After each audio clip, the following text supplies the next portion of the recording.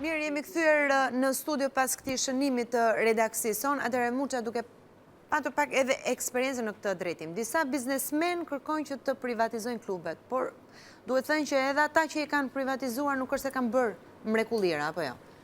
Shiko, ne kemi diskutuar shpesh të historia e këtyre viteve, domethënë mas viteve 90, ka sjell shumë shembuj që janë edhe ka pas edhe privatizime dhe shumica ka qenë dështuar. Unë mendoj se njerëzit që afrohen te sporti dhe njerëzit që duan të marrin pjesë në aksione, domethënë njerëz veçantë apo grup njerëzish, sepse mund të ketë gjithmonë rregullatori shteti. Shteti është ai që rregullon këtë lloj marrëdhënie midis privatit edhe shtetit. Ligji ekziston, normal, te ligji i sportit ka ndryshuar disa herë, por forma juridike e klubeve është e përcaktuar. Klubet duhet funksionojnë si shoqëri aksioner, ka dhe klube si shoqata. Problemi është si zbatohet ligji, sepse kur një person vjen dhe i bie derës të bashkisë për të marrë klubin, natyrisht në shumë raste klubi shikohet si angari. Shumë bashkie shikojnë klubin si angari, thonë, unë kam të vinë tifozët e dera dhe hajtë ta heq qafe. Edhe kushdo që i bie derës, ai thotë urdhëro, sepse ka ndodhur rëndom, nga vitet 90, 95, ke pa shumë njerëz që kanë marrë klubet, e kanë çu klubin e kanë degeneruar si strukturë. Po ta shikosh, klubi është aseti më i rëndësishëm sportiv i qytetit. Tirana, Shkodra, Vlora. Nuk është një aset që i përket një personit veçantë. Është një aset që i përket qytetit. Duke qenë që është një aset që i përket qytetit, përgjegjësiria e endit që e kanë në varësi, domethënë e bashkisë, apo këshilla bashkiake duhet të jetë maksimale. Jo çdo person që vjen i bie derës t'ia japësh ti klubin, sepse ai ka qef, është tifoz. Për t'ia dhënë ka procedura dhe e para duhet personi apo grupi personave duhet të jenë me integritet një, duhet të kenë garanci financiare dy, sepse shteti ka mekanizmat për kontrollu këtë person apo të grup personat që vinë të marrin këtë aset që është i qytetit. Ky person çfarë personi është? Me çfarë merret ky? A ka biznes? A ka borxhe? A pagun ndërtime shtetit? A ka një plan, a i vizion për ta zhvilluar këtë aset? Apo do ta çojnë degjerim? Siç ka ndodhur me klube, ke Elbasanin, ke Kavajën, ke klube që janë zhdukur me faqe dheu. Ke Dinamo, pse? Pse? Sepse përgjegjësiria e atij që e kanë në varësi klubin ka qenë minimale. Njerëz edhe këshilla bashkiake, sepse janë njerëz, vinë kapen, haj voto për mu, ma jep mu klubin, ja, nuk është kështu. Që të marrësh një klub, një aset që është më i dashur për tifozët, duhet ketë shumë përgjegjësi. Ky personi duhet paraqiti plan biznes, çfarë do bëj unë te ky klub, te ky aset që marr, si do ta bëj, si do ta zhvilloj, si do ta zhvilloj ekipin e moshave, si do ta bëj akademinë, si do ta zhvilloj infrastrukturën. Po me gjitha dhe garanci financiare për ta bërë këtë. Pa garanci financiare si mund të vish ti bish derës dhe më e keqja e kësaj pune është shikoj ca lloj mekanizmash që nuk janë as në ligj, ca administrim thonë. Hajde ta marr unë klubin në administrim. E merr klubin në administrim dhe e le me borxhe pafund dhe hikën. Ku ka administrim? Klubin ose do bësh aksioner, do blesh aksionet, ose s'do blesh. Bashkia ose e mban vet, po s'pati fuqi vet, i vinë njerëzit, e kërkojnë, paraqisin ato kërkesat, e kanë fjalën gjithë përgjegjësia rregullatorë e shtetit. Nuk kemi një model të vërtet klubi në Shqipëri. Edhe Skënderbeu që funksionon pak më mirë se klubet e tjera, presidenti i Federatës Shqiptare të Futbollit nuk është se e ka promovuar. Po, Skënderbeu në dijenin time është në organizimin e shoqatës, jo fitimprurse. Jo fitimprurse. Shoqata, ky është dallimi midis shoqërisë tregtare dhe shoqatës, që qëllimi, do të thënë, shoqëria tregtare ka qëllim fitimin, ndërkohë që Po ndërkohë kohët e fundit presidenti Takaj ka kërkuar që ta bëj shah.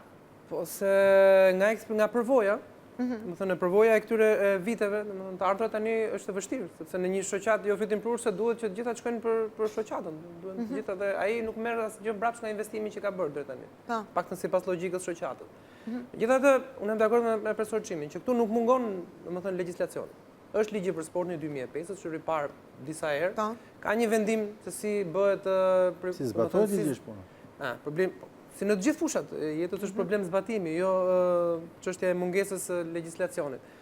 Dhe unë një gjë që më bën përshtypje, mungon pa diskutim një strategji e shtetit për futbollin, një mos vëmendje e pushtetit vendor, kërkashi klubeve nuk diskutohet. Sepse të paktën me ato që kemi parë këto vite, në Shqipëri është privatizuar pothuajse çdo gjë nga pasuritë kombëtare. Klubet janë pasuri kombëtare. Klubet e futbollit edhe klubet shumë sportesh gjithashtu. Kështu që duhet parë mundësia, sigurisht që mos bëhet privatizimi qëllim vetvete, por të jepet mundësia privatit serioz, me rregulla, me garanci financiare, duke i dhënë mundësinë që të zhvillojë edhe infrastrukturën, sepse është një pjesë shumë e rëndësishme.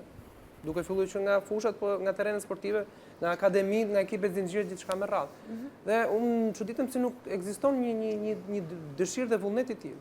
Sepse shohim që klubet në menaxhimin e shtetit janë shumë, ose pothuajse janë në një gjendje të mjerueshme. Edhe kur bëhen me këto format, si më thënë, dypalshe, një pjesë të aksioneve shteti, një pjesë të aksioneve privati, është pak e vështirë. Edhe kur i lihet privatit, përsërish ka pasur probleme, kështu që Okej. duhet një vëmendje më e madhe pa diskutim. Fatmir, mos po kërkojmë shumë nga futbolli me këto ligjet sepse është në një farë mënyrë dashamirësia e këtyre biznesmenëve që pranojnë, që të hedhin, që të investojnë për këtë futboll. Tash për të qenë sa më i shkurtër, si më thënë. Ne jemi nga vendet parëroj, do të thojë, në aspektin ligjor, të paktën të rajonit, dhe këtë e them me siguri, që kemi arritur të bëjmë një ligj për sportin, që ekziston që për vitin 1996. Ajo që ka qenë personalisht gjykimi im është mungesa e kulturës, e emancipimit ton si shoqëri në përgjithësi dhe aq më tepër të pjesës sportive, ku nuk arrim të kapërdim, të pranojmë kohën në cilën jetojmë. Për të bërë një shembull të shkurtër, them që ne me shumë vështirësi kapërdim falimentin teknik. Më thënë, këtu bën qametet kur do të bjerë një skuadër nga kategoria. Paktën ka qenë kjo. Deri sa po mësojmë tani që edhe Partizani bjen nga kategoria, edhe Dinamo bjen nga kategoria, edhe Vllaznia bjen. Mendoni sa larg jemi kur nuk ka përdim dot këtë. Ne ka përdim falimentin normal, falimentin financiar, që mund ndodhi tek një këtu. Kjo nuk them unë, nuk do të bëhet asnjëherë pengesë ose barrierë frike për një hap që duhet hedhur. Nuk kemi ku shkojmë. Kjo shoqëria, cilën kemi vendosur të jetojmë në bazë të votës, dhe ne do t'i zbatojmë ligjet e kësaj. Siç ndodh faliment, mund ndodhi edhe në një klub futbolli. Nuk bëhet qameti, në botë janë zhdukur klube fare, nuk ekzistojnë më. Edhe emra të mëdhenj të klube. Është puna. Po është duke se të japësh një prezant fiskale, s'mund të japësh ti klubin njeriu që është me durë në xhep. Por derisa ti ke Sam tifozun. Sigurisht që ka të bëjë me përgjegjësinë e njerëzve. Po kjo nuk duhet të kthehet në një barrierë për hapin që duhet të hedhur klubit. Sepse ti ke mundësi, paktën qytete të tilla, siç është Tirana, siç është Shkodra, siç është Vlora, paktën për mos me përmend tjerë, ke mundësinat që të ndërtosh modele të mira të zhvillimit të klubeve. Në pikpamjen kapitaliste, po e them me fjalë. Frika se mos po, them unë që është bërë një pengesë mjaft e madhe. Dhe ti gjithmonë frikohesh për hapin e më pas. Në fundit, kur thonë noti mësohet në den. Edhe në qoftë se gabon një moment, ti vetëm se je i mbrojtur ligjërisht që të heqish qafet keqen dhe të hedhish hapin tjetër. Sepse duke në këtë lloj frike, fillon e akumulon vetëm borxhe, ke rastin e Tiranës. Pikërisht, për këtë doja ta pyes edhe Shqarin, se po bën problem shumë edhe borxhet dhe pikët e hequra nga FIFA. Fatin flamurtaret e ka patur së fundmi edhe Kastrioti dhe Dinamo, që janë hequr nga 3 pikë. Unë jam dakord me atë që falimenti financiar, garancia financiare bën dallimin në privatizimin e klubeve. ka klubet famshëm si Glasgow Rangers i Skocisë, me histori ka shpik futbollin, edhe nuk është sot në kategoritë skoceze, është Celticu, nuk mund të vinte pa garanci financiare një rus i panjor Abramovicit merrte në mes Londrës Chelsea, po mos ishte me identitet edhe me xhepat plot të inkasuar në banka, dhe stadiumet që duan t'i marrin këta presidentët ta shtuqujtur, që zgjidhen pa asamblera, pa borde, vetë shpallën, kërkojnë të marrin stadiume. Stadium ka tashmë Juventusi, po e ka bërë vetë, do të bëj Milani, po e bëjnë vetë, kurse këto janë asetet bashkive të shtetit, dhe stadiumet jenë... Si janë probleme ato? Kurdo? Edhe në shtetet ty janë... Pikrish pra. Bilet si intereson fare privatit të bëjë. Jo, po duan të marrin dhe këto që të kisim fitime. Shteti është në rregull, ja ka dhënë, për shembull, ka marrë Tirana, ja ka dhënë përdorim 20 vjet. Ja ka falë stadiumin në Amerikë, thonë. Jo, e kam fjallën. Pra, njerës që s'kan para, edhe duan të pasurohen nëpërmjet të marrin dhe stadiumet, kur këtu vazhdojnë gjobat, se s'janë gjenjë të pagujnë rrogët e lojtarëve, atëherë që pretendim kanë ta për të privatizu klubit? Ja, kjo është e gjithë. Momenti parë, kur jetë. Gerti, këto keq menaxhimi ndikon edhe tek rezultati teknik i ndeshjeve, apo jo? Pa të janë kusure të... Klasifikimi janë hequr 3 pikë për shumë flamurtarit, sot do të ishte 19 pikë. Po kjo është amatorizëm. Për shkak të borxheve të akumuluara. Kjo është amatorizëm, kjo është flamurtarit. Apo jo kjo? Kjo është amatorizëm. Ka një specifik tjetër. Po s'pagove lekët dhe në të datë, do të ishin 3 pikët. Qa është kjo? Kjo është amatorizëm. Mi po pse duhet arrit deri Cili te është akoli amatorizëm? juridikut për Që nuk paguan në kohë. Po, pikrish këtu. Si, kushin në shkru këto? Ka jurist këtu. Kjo është amatorizëm sepse... Më falë. Nuk e di në rastin konkret. Personi, klubet nuk ka struktura. Një klub që është serios, që ka një person aty në klub, që e di mirë rregullorën e FIFA-s, kur të vijë i mandati FIFA-s, thuj zotni ik me vra pagu lekë. Po të erdhi nga FIFA, nuk ka zi, është vendimi në formës prerë me gjykatës. Gjykata ka mori vendim, formës prerë. Ka vdek. Mirë, me që jemi këtu, duke hequr rastin tuaj. Ky është problemi tuaj, po nuk është e keqja. Kanë dhe tjera kusur. Nuk është e keqja që Vlora s'ka pagu lekët dhe iki 3 pikëshi. Ka akoma më tutje. Po nuk pagove lekët prap, ti ikin prap 6 pikë, dhe po nuk pagove prap ato lekë, ti ikin fare do shkosh kategoritë 4. Do të thënë sanksionet vazhdojnë. Nuk është problemi, se prandaj po them amatorizëm. Ti 3 pikën tu hoqë. Kjo zbatimi i ligjeve pra. Kjo zbatimi i ligjeve. E kupton. E kupton. Mirë, duke hequr rastin tuaj, se ndoshta nuk dëshiron ta komentosh tek Tirana, por si flamurtari edhe Tirana do të pagoj lekët me vrat. Vuajnë borxhet akumuluara nga... Duhet shkoj me vrat pagoj lekët. Nuk se fal FIFA. Pritani. Po të erdhi vendimi i formës prerë për një futbollist, për një do të pagosh lekët më, se ka humb gjyqin. Ke shkua, ti ke humb gjyqin. Nuk e pagu lekë. Le të thot ai drejtuesi i klubit, ma ka fut më ky, ma ka fut ai. Për rastin tuaj është marrë vendimi formës së prerë? Është marrë vendimi formës së prerë për rastin tuaj? Gerda, të bëj një pyetje konkrete profesorit. Ku është tuaj? Për rastin tënd. Jo, mos duhet personalizuar. Ky është problem tjetër. Unë po them, kur vjen një vendimi i im është vendimi i formës së prerë nga Federata Shqiptare e Futbollit. Ka mbaruaj. Të nesme klubi pas nesme duhet më jep të lekët. Pikë. Po merren fare me këtë punën. S'po merren fare me këtë punë. Është vendimi i formës së prerë. Vendimi që merr Federata, vendimi i formës. Nëse klubi e hedh në FIFA, vazhdon gjyqi. Klubi se hedh në FIFA, unë se hedh në FIFA, quhet vendimi i formës së prerë, ka marrë vendimi. Lekët duhet i marrë personi. Ky është problem tjetër, sepse këtë duhet ta zbatoj Federata, sepse Federata ka marrë vendim. Kurse vendimet që merr FIFA, FIFA është përmbarues vet. Zotni, unë kam lëmë për gjyq, ka në gjyq, ka fitu gjyqin kundërshtar, pago lekët, nuk pagove lekët. Fillojnë sanksionet deri në vdekje. Sanksionet nuk hiqen asnjëherë. Është 3 pikë, derisa të paguajnë lekët, deri në fund. Prandaj këtë nuk e kuptojnë klubet. Klubet duhet të jenë shumë profesionistë. U mor vendimi, prandaj ai presidenti duhet të jetë, presidenti duhet të jetë shumë i përgjegjshëm. Kur heq trajner, kur heq lojtar, kur bën kontratë, kur e heq lojtarin, që i thotë nuk më duhesh më, duhet ta thresi, duhet bi marrëveshje. Kam edhe 20.000 euro për të dhënë, natë jatë 2.000 euro, 5.000 euro, ajë ta mbyllim. Se lojtari po të shkojnë FIFA, pastaj fillojnë klubet, jo, unë kam borxhe, jo, ai nuk më ka dhënë vendimin e drejtë. Maroj punë, s'ka më. Gerdi, çfarë do të shtoje? Jo, doja të bëja një pyetje profesori, me që kemi këtu. Po. Mbaj si etalon, domethënë që të gjithë e themi ne në teknikët që profesor Muça është i qep kontratat, vetëm ai shmirësi që i qep kontratat. Edhe ka një pyetje personale, nëse nuk do të fitonit, se me që kemi informacion keni fituar këtu, do të shkonit Jo, dhe tani që kanë fituar, Po? vendimi ka qenë për 1 vit.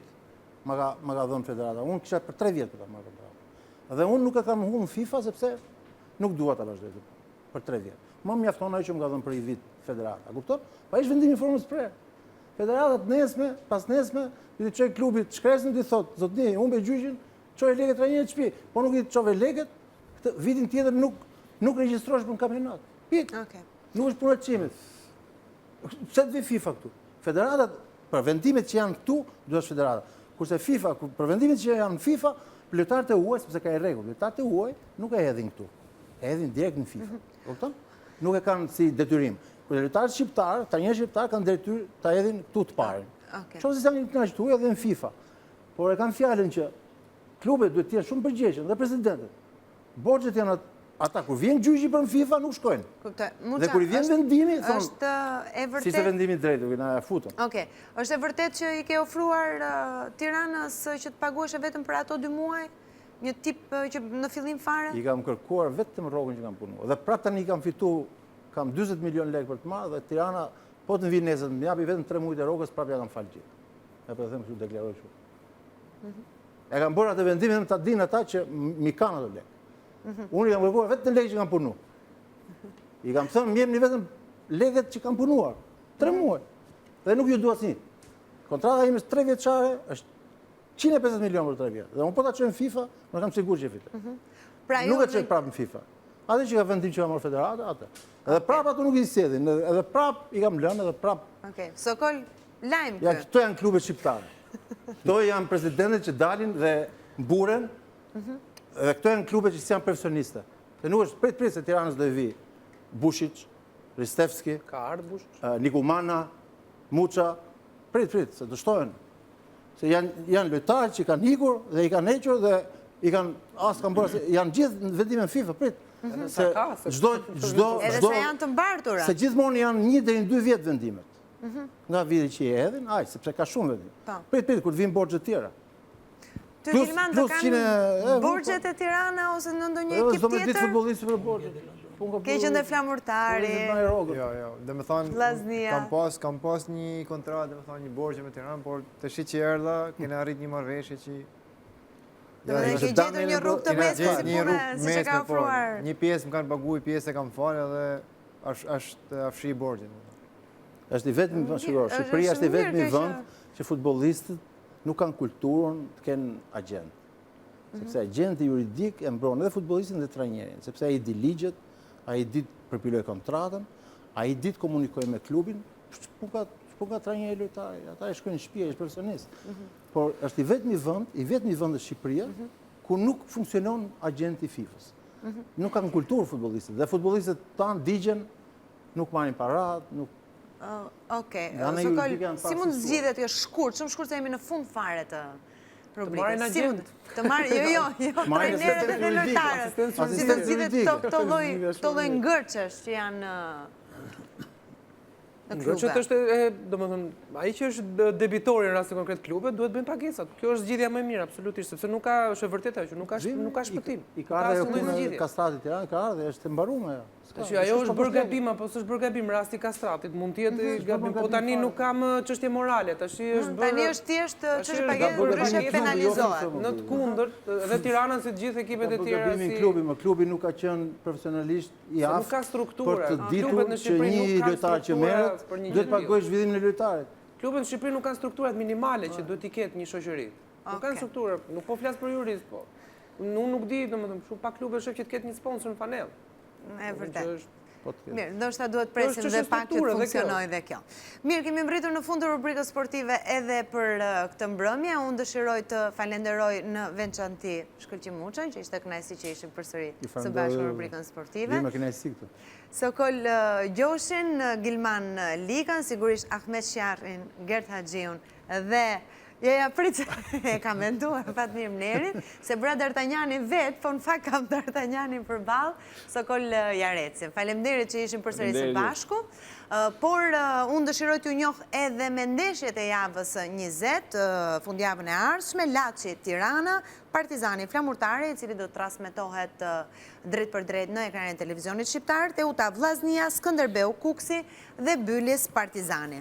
Ndërkohë, sot nis e hëna sportive, pra rikthehet me kolegun Enos Karço dhe me Sajmir Demin. Në orën 18:30 do të flitet për peshkngritjen dhe volejbollin. Të martën në orën 18:30 mos harroni të ndiqni për mbledhjen e golave të kampionateve më të mira evropiane. Të njëjtën në darkë do të jetë ndeshja më interesante e Euroligës së basketbollit dhe më pas përsëri do të jeni me emisionin pasi fundit në orën 23. Mos harroni emisionin nga njëra ndeshjet në tjetrën në Radio Tirana dhe sigurisht edhe transmetimin e ndeshjes midis Partizanit dhe Flamurtarit drejt për drejt në ekranin e televizionit shqiptar.